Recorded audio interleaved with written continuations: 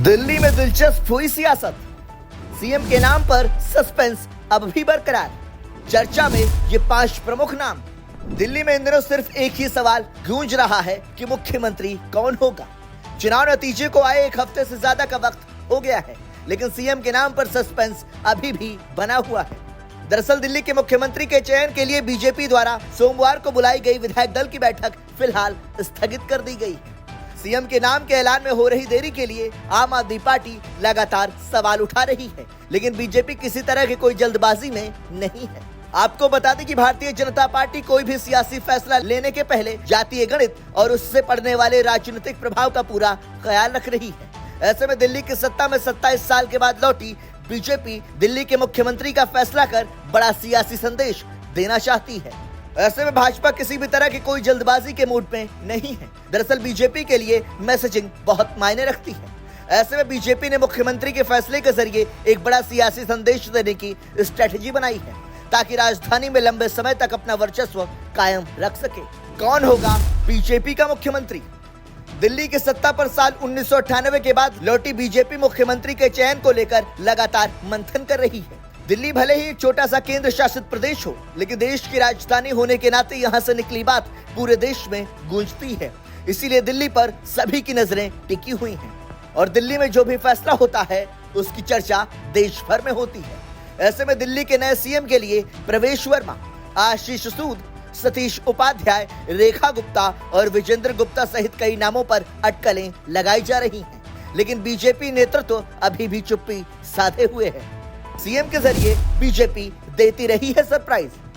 BJP का हर एक फैसला सियासी होता है और उसके पीछे राजनीतिक मायने होते हैं। दरअसल हरियाणा एक जाट बहुल प्रदेश होने के बाद भी पंजाबी खत्री समाज से आने वाले मनोहर लाल खट्टर को पहले सीएम बनाया गया और उसके बाद ओबीसी समुदाय से आने वाले नायब सिंह सैनी को यह पद दिया गया।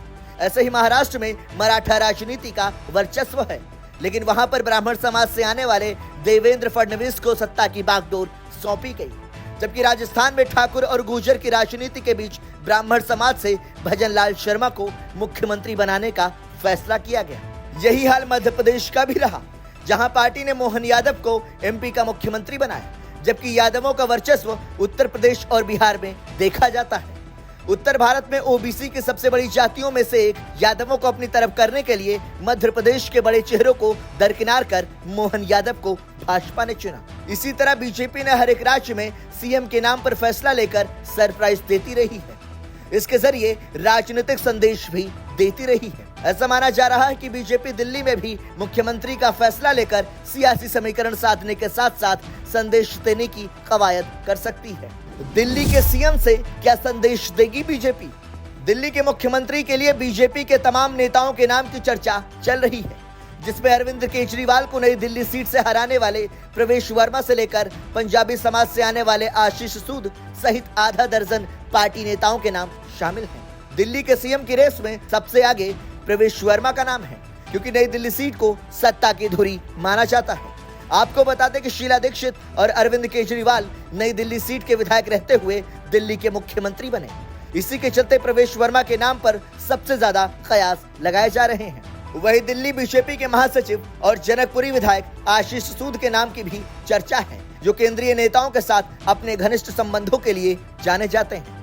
आशीष सूद छात्र राजनीति से आए हैं और लंबे समय से दिल्ली की सियासत कर रहे हैं, जबकि महिला चेहरा के रूप में शालीमार बाग से विधायक चुनी गई रेखा गुप्ता को भी मुख्यमंत्री पद का दावेदार माना जा रहा है। इसके अलावा रोहिणी विधायक विजेंद्र गुप्ता के नाम की भी चर्चा चल रही है, जो दिल्ली बीजेपी के सबसे वरिष्ठ नेताओं में शामिल हैं और दिल्ली विधानसभा में विपक्ष के नेता भी रह चुके हैं। इसके अलावा मालवीय नगर से विधायक सतीश उपाध्याय भी इस रेस में शामिल हैं, जो एक प्रमुख ब्राह्मण चेहरा है और पार्टी के पूर्व प्रदेश अध्यक्ष रहे हैं, जबकि वैश्य समुदाय से आने वाले और आरएसएस के एक मजबूत प्रतिनिधि जितेंद्र महाजन भी मुख्यमंत्री पद के शीर्ष दावेदारों में शामिल हैं।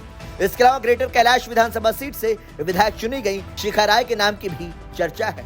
किस समीकरण को साध कर बीजेपी चलेगी अपना दांव? दरअसल बिहार में साल के आखिर में विधानसभा चुनाव होने हैं। ऐसे में बीजेपी किसी पूर्वांचली नेता पर दांव लगा सकती है। इस तरह से दिल्ली और बिहार दोनों ही राज्यों को एक साथ साध सकती है। दिल्ली में करीब 25% पूर्वांचली वोटर्स हैं। बीजेपी अगर जाट समीकरण को साधने का प्लान बनाती है तो प्रवेश वर्मा के नाम पर मुहर लग सकती है। बीजेपी अगर जाट सीएम चुनती है तो सिर्फ दिल्ली ही नहीं बल्कि पश्चिमी यूपी, हरियाणा और राजस्थान को भी सियासी संदेश देने की स्ट्रेटेजी होगी। आपको बता दें कि दिल्ली में पंजाबी समुदाय को बीजेपी का कोर वोट बैंक माना जाता है। ऐसे में अगर किसी पंजाबी पर दांव चलती है तो फिर आशीष सूद की लॉटरी लग सकती है।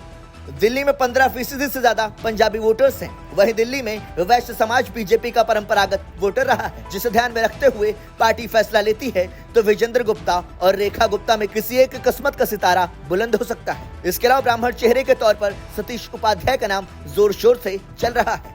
साथ ही बीजेपी दलित वोटों के समीकरण को साधने के लिए किसी दलित चेहरे पर भी दांव खेल सकती है। Bureau report, संदेशवाहक।